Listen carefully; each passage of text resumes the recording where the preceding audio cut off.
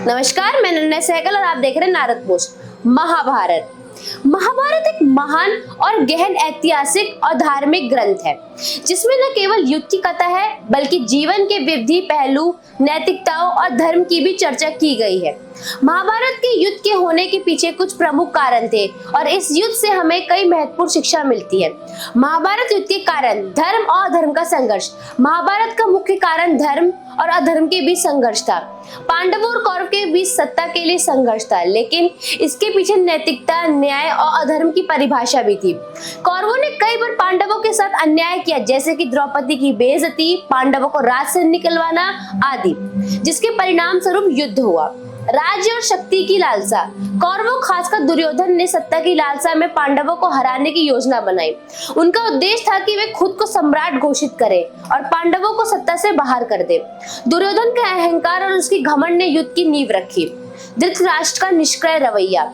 धृतराष्ट्र, जो कौरवों के पिता थे, अपनी आंखों से अंधे थे और उनका निष्क्रिय रवैया युद्ध की स्थिति को लेकर और भी जटिल बना दिया। उनका निर्णय न ले पाना और कौरवों से गलत कार्यों पर चुप रहना भी युद्ध का एक कारण बना। शकुनी की चालें। शकुनी, जो कौरवों का मामा था, उसने हमेशा पांडवों के खिलाफ चालें चली। वो दुर्योधन को पांडवों से नफरत करने के लिए उकसाता था और अपनी चालों से युद्ध के लिए माहौल तैयार करता था। द्रौपदी का अपमान। द्रौपदी के साथ कौरवों द्वारा किए गए अपमान ने पांडवों को और अधिक आक्रोशित किया। यही युद्ध की आग और प्रज्वलित हुई, क्योंकि द्रौपदी का अपमान पूरे राजवंश की शान पर आघात था। महाभारत से हमें क्या शिक्षा मिलती है? धर्म का पालन। महाभारत हमें सिखाता है कि हमें धर्म का पालन करना चाहिए, चाहे परिस्थितियां जैसी भी हो। पांडवों ने हमेशा धर्म का पालन किया, जबकि कौरवों ने अधर्म की राह अपनाई। कर्तव्य।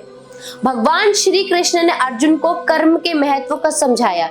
युद्ध के मैदान में अर्जुन को यह शिक्षा दी कि उसने अपना कर्तव्य निभाना है, चाहे वो कितना भी कठिन क्यों ना हो। आत्मा का अजर अमर होना। भगवत गीता में श्री कृष्ण ने अर्जुन से कहा कि आत्मा ना तो पैदा होती है ना मरती है, वो अमर होती है। ये विचार हमें जीवन और मृत्यु को समझने की प्रेरणा देता है। स्वार्थ से ऊपर उठना। महाभारत हमें स्वार्थ, अहंकार और लालच से ऊपर उठने की शिक्षा देता है। युद्ध का कारण न केवल राज्य और शक्ति की लालसा थी, बल्कि ये मानव स्वभाव की कमजोरी का प्रतीक भी है। समानता और न्याय। महाभारत में कई अवसरों पर न्याय का उल्लंघन किया गया। हमें यह सीखने को मिलता है कि किसी भी परिस्थिति में न्याय की शक्ति से रक्षा करनी चाहिए और किसी के साथ अन्याय नहीं करना चाहिए। प्रेम और भक्ति। महाभारत से यह भी सीखने को मिलता है कि भगवान के प्रति भक्ति और प्रेम हमेशा सत्य और धर्म की ओर ले जाता है, जैसे कि श्री कृष्ण ने अर्जुन को भगवत गीता में समझाया। महाभारत केवल एक युद्ध की कथा नहीं है, बल्कि ये जीवन के हर पहलू को छूने वाली एक गहरी शिक्षापूर्ण कथा है। इस ग्रंथ से हमें यह समझ सकते हैं कि हम किसी भी संघर्ष में सत्य, धर्म और न्याय का पालन करना कितना महत्वपूर्ण है। इसके साथ ही हमें यह भी सीखने को मिलता है कि जीवन में हर निर्णय, चाहे वो व्यक्तिगत हो या सामूहिक, धर्म के अनुसार ही लिया जाना चाहिए, क्योंकि यही हमारे जीवन को सुकून और संतोष प्रदान करता है। धन्यवाद।